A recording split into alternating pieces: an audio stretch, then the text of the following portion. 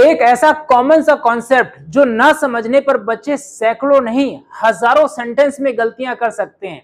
हुआ क्या, अभी हमने पैसिव वॉइस सीरीज शुरू करी है, तो मेरी ऑफलाइन क्लास में मैंने बच्चों को एक्टिव से पैसिव बनाना सिखाया। उसके बाद उन्हें मैंने कहा कुछ एग्जाम्पल्स मुझे बना के दिखाओ, और मैंने पाया एक कॉमन गलती जो ज्यादातर बच्चे कर रहे थे, वो आपको समझनी है वो क्या थी। उनका सेंटेंस कुछ इस तरह का था, उन्होंने लिखा वह घर जाता है। उनको लगता है जब इंग्लिश लिखी उन्होंने एक्टिव में ही गोज होम, लास्ट में आया हुआ वर्ड कुछ भी हो वो ऑब्जेक्ट ही होता है। उसी तरह से जैसे यहां लिखा है वह घर सजाता है, ही डेकोरेट्स द हाउस, उनको लगता है कि हर वर्ड, घर इसमें भी लिखा है, घर इसमें भी लिखा है, तो दोनों ही ऑब्जेक्ट हैं क्योंकि लास्ट में आ रहे हैं वर्ब के। पर पैसिव वॉइस बनाने का ये कॉन्सेप्ट नहीं है। पैसिव वॉइस में जो मेन ऑब्जेक्ट होता है उसको कहते हैं रिसीवर ऑब्जेक्ट। जैसे कर्ता का काम होता है काम करना, जाने का काम कौन करता है, कर्ता। उसी तरह से वर्ब का ऑब्जेक्ट होता है, वर्ब का ऑब्जेक्ट कौन होता है, जिसके पास काम हो रहा हो। क्या घर कहीं जाएगा, घर कहीं नहीं जाएगा, लोग ही घर जाएंगे, ये सेंटेंस पैसिव में नहीं बनेगा।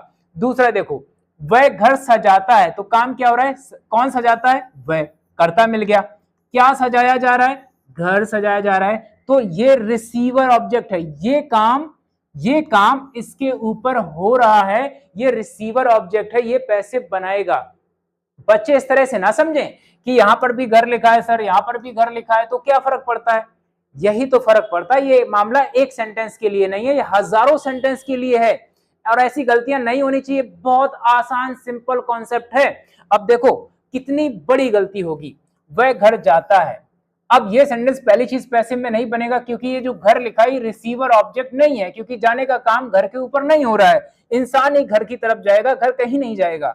अब इस तरह की हिंदी लिखी जाती है, घर उसके द्वारा जाया जाता है।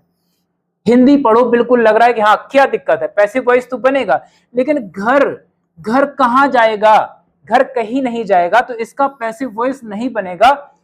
रीजन, रिसीवर ऑब्जेक्ट नहीं है। इस वर्ड को फिट करना शुरू कर दो आप। वह घर सजाता है, कौन सजाता है, वह सजाता है। क्या सजाया जाता है, घर, तो ये एक रिसीवर ऑब्जेक्ट है। आप लिख सकते हो घर उसके द्वारा सजाया जाता है, तो ऑब्जेक्ट पहले आ जाएगा, तो क्या बना दोगे, सबसे पहले आप लिख दोगे द हाउस। एक घर है तो क्या आएगा, इज आएगा। जो वर्ब यहां पर लिखी है वो किस में आ जाएगी, V3 में आ जाएगी। आप लिख दो डेकोरेटेड। अब बचा क्या, उसके द्वारा, तो लिख दो बाई हिम। क्या हो जाएगा, बाय हिम। ये पैसिव वॉइस बनेगा। यहां पर मामला ये नहीं है बच्चों कि आपको सिर्फ ये देखना अच्छा इसका नहीं बनेगा इसका बनेगा। ये एक सेंटेंस के लिए नहीं है, ये उन हजारों सेंटेंस के लिए है जहां पर ये गलतियां होती हैं। गलतियां मैंने देखी हैं, गलतियां बच्चे करते हैं। इसको देखो, हम रविवार को खेलते हैं। आप बस एक सवाल करो अपने आप से, क्या खेलने का काम रविवार के ऊपर हो रहा है, क्या खेलने का काम रविवार के ऊपर हो सकता है। अगर आपका जवाब है हाँ हो सकता है, तो पहली चीज आप समझ नहीं पा रहे हैं कि रिसीवर ऑब्जेक्ट किसे कह रहे हैं हम। इस सेंटेंस को बच्चे अगर ऐसा बनाएं, रविवार हमारे द्वारा खेला जाता है, रविवार कोई गेम का नाम है, रविवार कोई जगह का नाम है, नहीं है ना, रविवार एक दिन होता है, दिन का नाम है। तो ये पैसिव में ना ऐसा लिखा जाता है, ना इसका पैसिव वॉइस बनेगा, क्योंकि ये रिसीवर ऑब्जेक्ट नहीं है, खेलने का काम इसके ऊपर नहीं हो रहा। वहीं इसको देखो, हम क्रिकेट खेलते हैं, कौन खेलता है, हम, सब्जेक्ट मिल गया। खेलने का काम किस गेम के ऊपर हो रहा है, क्रिकेट के ऊपर हो रहा है। साफ साफ दिख रहा है क्रिकेट पर काम हो रहा है, क्रिकेट एक ऑब्जेक्ट है, रिसीवर है। पर बच्चों की गलतफहमी पता है क्या है, उनको लगता है वर्ब के बाद लिखी हुई चीज ऑब्जेक्ट होती है, क्योंकि उनका स्ट्रक्चर कैसा होता है, सब्जेक्ट आता है एटसेट्रा एटसेट्रा एटसेट्रा, लास्ट में लिखा होता है ऑब्जेक्ट। तो वो ये सोचते हैं कि लास्ट में हमेशा मैंने अपने स्ट्रक्चर में ऑब्जेक्ट ऑब्जेक्ट ऑब्जेक्ट पढ़ा है। पर पैसिव वॉइस बनाने के लिए रिसीवर ऑब्जेक्ट चाहिए, रिसीवर ऑब्जेक्ट जिसके ऊपर काम हो रहा हो। जैसे इसकी देखो, इसको देखो, क्रिकेट हमारे द्वारा खेला जाता है, ये सेंटेंस सही है, खेलने का काम क्रिकेट के ऊपर हो रहा है, हमारे द्वारा खेला जाता है, बनेगा cricket is played by us. English भी सही, हिंदी भी सही। रिसीवर ऑब्जेक्ट को पहचानो, सवाल करो, वह अपने दोस्त के पास बैठता है, बैठने का काम हो रहा है, क्या वो अपने दोस्त के ऊपर बैठ रहा है, या ये इस काम का असर इस पर हो रहा है, क्या नहीं हो रहा है। तो इसको भाई पैसिव वॉइस नहीं बना सकते हो आप। अपने दोस्त के पास उसके द्वारा बैठा जाता है, ये कोई रिसीविंग एक्शन नहीं है। एक पर्सन बैठा था, दूसरा आके बगल में बैठ गया, बस इतनी सी बात है। पर ये कमी क्यों है? बच्चों को लगता है कि वर्ब के बाद जो शब्द लिखा होता है वो ऑब्जेक्ट है। पैसिव बनाने के लिए हमें चाहिए रिसीवर ऑब्जेक्ट।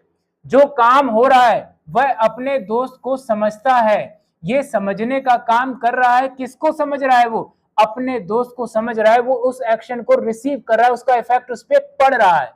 ये है रिसीवर ऑब्जेक्ट। इसका पैसिव बनेगा उसका दोस्त उसके द्वारा समझा जाता है, समझाया जाता है, डांटा जाता है, ये एक्शन सही है। तो his friend is understood by him, ये पैसिव वॉइस बनेगा। फिर से मैं कह रहा हूं, सेंटेंस देखते ही अपने आप से पूछो, मैं रात में पढ़ता हूं। मेरा काम पढ़ने का होता है, कौन पढ़ता है? मैं।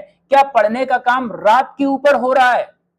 रात एक समय है, रात के ऊपर कोई काम नहीं हो रहा है। रात के ऊपर अगर कोई काम नहीं हो रहा है तो इस वाक्य का पैसिव वॉइस नहीं बनेगा। हिंदी भी क्यों लिखना? हम हिंदी भी नहीं लिखेंगे क्योंकि हमें पता है रिसीवर ऑब्जेक्ट रात नहीं है। बच्चों ये सोचना बंद करो कि हाँ वर्ब के बाद ही लिखा जाएगा एट नाइट, पर हर शब्द जो वर्ब के बाद लिखा जाता है पैसिव बनाने के लिए वो हेल्प नहीं करेगा। उसके लिए सिर्फ रिसीवर ऑब्जेक्ट ही चाहिए। जैसे इसको देखो, मैं अंग्रेजी पढ़ता हूं। पढ़ने का काम किसके ऊपर हो रहा है? इस सब्जेक्ट, इस विषय के ऊपर हो रहा है, अंग्रेजी के ऊपर। करने वाला कौन? मैं। रिसीवर कौन है? अंग्रेजी।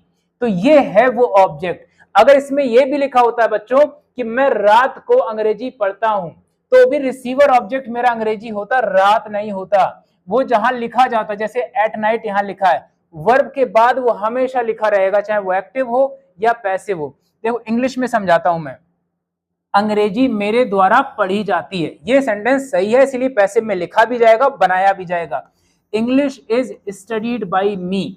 अगर बाय चांस अगर आप समझ सकते हो तो यहां पर इस जगह पर एट नाइट लिखा रहता, क्योंकि ये एक टाइम वर्ड है, ये हमेशा वर्ब के बाद लिखा जाता है, वो वहीं पर रहेगा और पैसिव वॉइस बन जाएगा।